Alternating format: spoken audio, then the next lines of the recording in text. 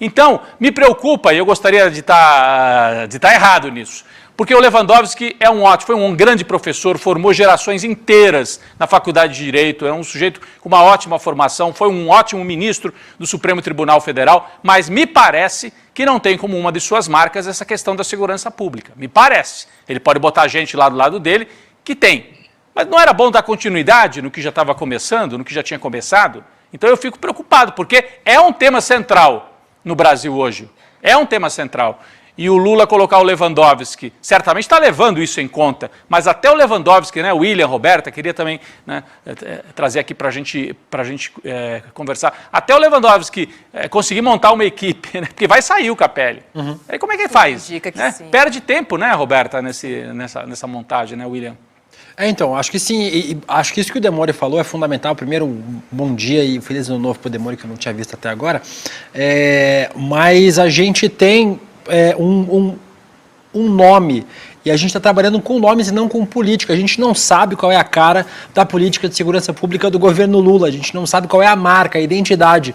E por pior que isso que eu vou falar agora possa parecer, a gente sabe qual é a marca da segurança pública de Jair Bolsonaro. É uma marca ruim? Exato. É ruim. É uma política de segurança pública ruim? É péssima. Mas a gente sabe qual é. A gente sabe o que o Bolsonaro quer. Que é isso que o Demore falou. É mais policial, dar tiro em bandido, sem direitos humanos, superlotar a cadeia. É uma política de segurança pública ruim. E é por isso que eu falo, eu repito aqui mais uma vez, que o principal desafio do campo progressista nessa próxima eleição e nos próximos anos é definir sua política de segurança pública conectada com as pessoas.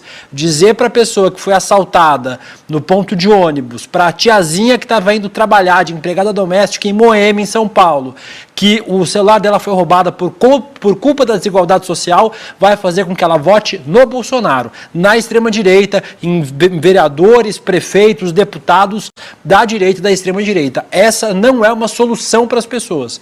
As pessoas vivem um senso de urgência com segurança pública enorme, e é real, gente. A gente sai na rua com medo de ser assaltado, de tomar um tiro, de morrer, de ter o carro roubado o tempo todo. A gente precisa dar senso de urgência, e isso é um gargalo enorme. Isso que o Demore falou agora é fundamental, que o Rodrigo falou também. Não há uma cara de política de segurança pública, e mais do que isso, uma cara que resolva essa aflição imediata das pessoas. Vamos mudar de assunto e falar um pouquinho. Vai lá, Demore. Uma coisa rapidamente, Roberta, perdão. A gente está falando de duas coisas que é importante a gente separar mentalmente para a nossa comunidade aqui entender. Uma coisa é a vida prática, real. Pode ser que as mudanças práticas no Ministério, as políticas públicas, não mudem. Isso é uma coisa. Mas assim, do que a gente está falando aqui? A gente está falando de percepção de insegurança. E isso, em termos de política pública, muitas vezes é mais importante do que a insegurança em si. Explico rapidamente. Pessoas que vivem em cidades pequenas do interior do Brasil, cidades médias do interior do Brasil, não são, no geral, cidades violentas. Claro que você tem bolsões de violência por vários motivos regionais. Mas você tem aí milhares de cidades no Brasil que são cidades seguras. Tem gente que mora em cidades pequenas no Brasil que tem um homicídio por ano. Eu vivi 5 anos numa cidade, durante 5 anos teve 3 homicídios na cidade, uma cidade de 20 mil habitantes. A segurança não é um problema da cidade. Só que a sensação de insegurança existe. As pessoas fazem muro, colocam caco de vidro em cima, faz o portão, enche a casa de alarme. A pessoa vive como se ela vivesse em Bagdá em guerra. Por quê? Porque a pessoa tem a sensação de insegurança. Então, a gente está falando agora aqui da maneira como o governo se comunica. O governo estava se comunicando com as pessoas que têm a sensação de insegurança através do Capelli, através do Dino. Ora, o que é que foi lançado no final do ano passado? O programa para você bloquear celular, roubado. Qual é a maior expressão, se a gente pegasse assim, um objeto do capitalismo, um objeto material que está rodando na mão das pessoas, para quem foi jovenzinho como eu nos anos 90, era o boné, né, William? Todo mundo queria roubar esse boné, né? Isso. E aí, assim, hoje é o celular. O celular é a coisa que está na mão de todo mundo tem um celular de qualquer jeito que seja, por pior que seja.